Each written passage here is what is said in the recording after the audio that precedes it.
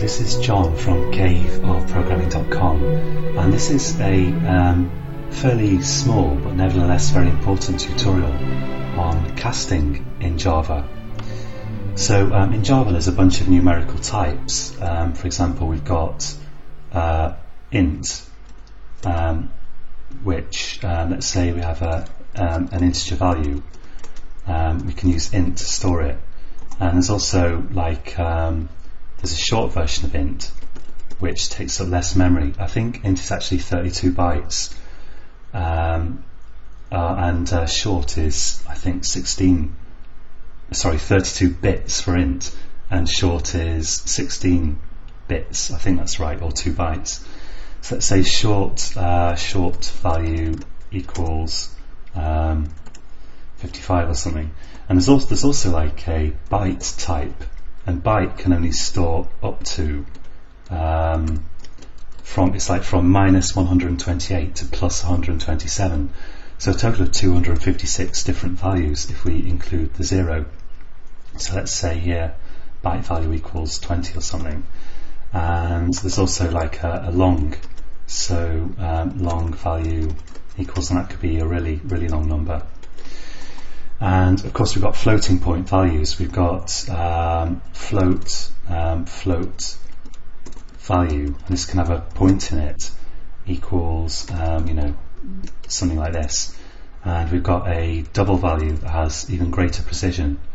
I can't remember how many the maximum values of this off the top of my head, but you can easily look them up. Let's say double value equals something like this. And if you do want to know the kind of maximum minimum values, oh, by the way, there's something that I wanted to show you here, which is that if you type a value with a point in it here, a decimal point, it has a double type somehow by default. And so when I try to assign a value with a floating point to a float value, I get an error, and it's going to say cannot convert from double to float. And one really simple way of dealing with that is just to put an F on the end of it, and that turns it into a float value. So it's useful to know. And if you wanted to know the maximum and minimum values for these types, you could look at the non-primitive versions of these. For example, double. This is the class version that has various methods, and that's got like a max value on it, for example.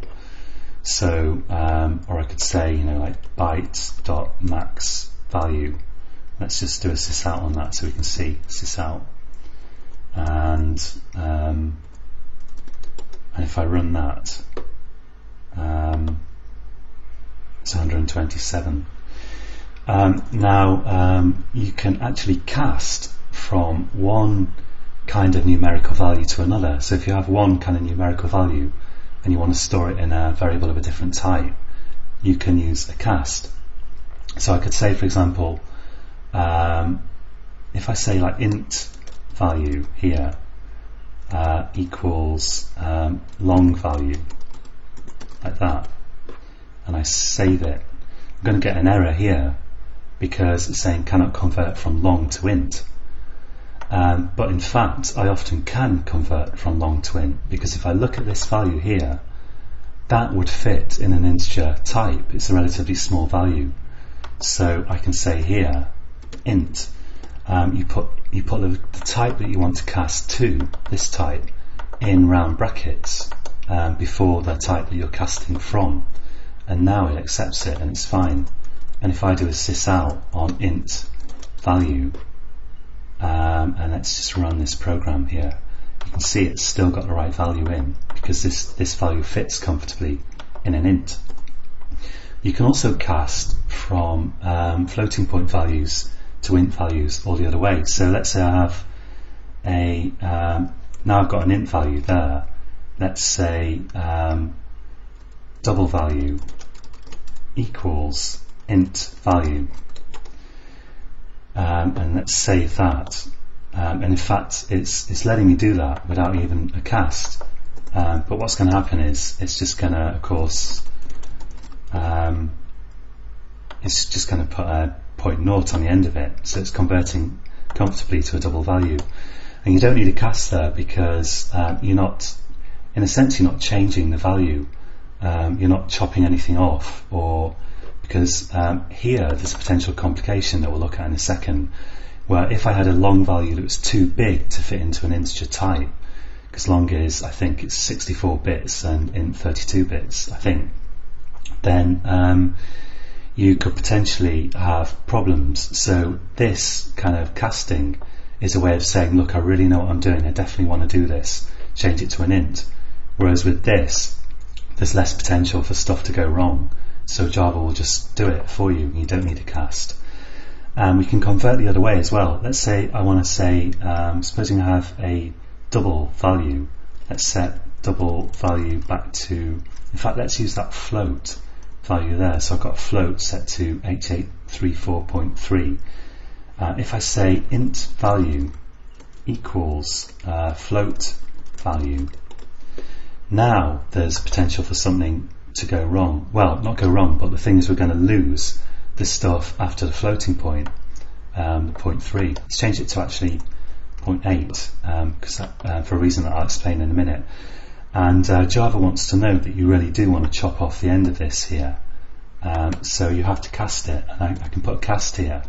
I can cast from the float value to the int value, and then let's do a sys out here on int value, and if I run that, then I've got 8,834, and notice this is not rounding off, it's literally chopped the end of it off. If you wanted to round it, you'd have to use math.round, but so if you just do a cast, it's just going to cut the end off.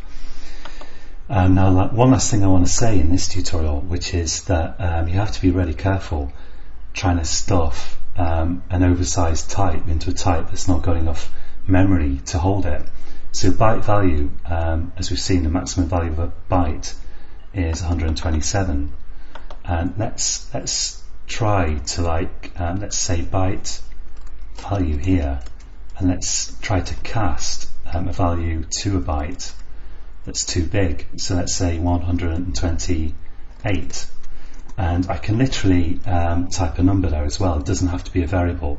You can cast a number to an appropriate type.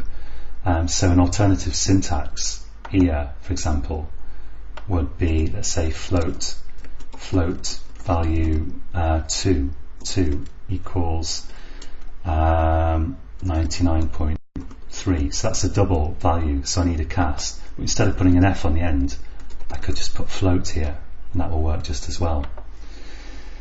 Now here, so 127 is the maximum value of a byte, and I'm trying to put 128 into it.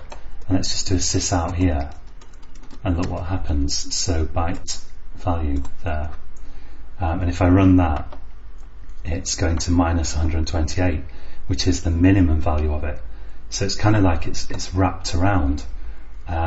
So that extra one has pushed it around the circle, and it's gone kind of around the circle all the way to the minimum value that it can have. So you have to be really careful, and when you're typing this, when you're typing a cast, you're casting from one type to another, you're implicitly doing something that could go wrong, and you have to really carefully think, is this going to work? Have I got enough memory in the type that I'm casting to store the value that I'm casting from? Otherwise you'll get very strange results. Let's just put the following won't work. Well, it will work, but as we expect it to. And I just put a comment there, 1 to 8 is too big for a byte. Okay, and sometimes beginners in programming will try to cast from one completely different class to another, and you can't do that. This just works because these numerical types are all just storing numbers, but you can't cast like from a string to a I don't know, to a you can't cast from like a string to an integer. That's a good example, because often you've got an integer and you want to get a string from it, and you can't just put a cast in there because these are two completely different objects. You can't cast one from one to the other. If you want to convert from an integer to a string, you have to use toString, and if you want to convert from a string to an integer, you'll have to use integer.parseInt or something like that. So that's it for this tutorial, and in the next tutorial we're going to look at upcasting and downcasting. So we're going to build on this to look at the really important topic of under what circumstances you can actually convert from one object to a different kind of object, because there are some circumstances where you can do that as long as there's a child-parent relationship there. So that's it for this tutorial. I hope that's useful. Join me again next time, and until next time, happy coding.